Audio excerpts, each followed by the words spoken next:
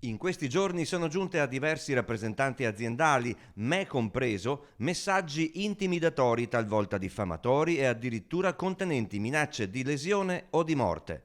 Non possiamo restare inermi di fronte a tutto questo.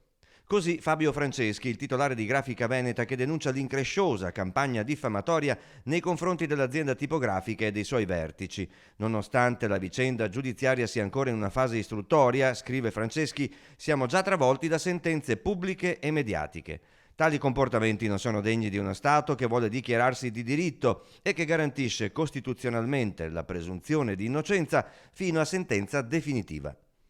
L'azienda di Trevaseleghe è coinvolta in una indagine su caporalato ai danni di alcuni lavoratori pakistani che vi lavoravano per conto di un subappalto.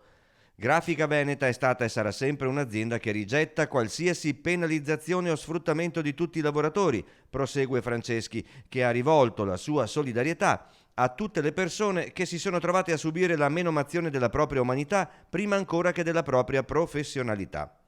Non accetterò mai un processo sommario in pubblica piazza e una messa alla gogna di tali dimensioni su una vicenda che, sono certo, conclude, presto sarà chiarita e che vedrà Grafica Veneta e tutte le 600 persone che vi collaborano estranee a qualsiasi ipotesi di reato.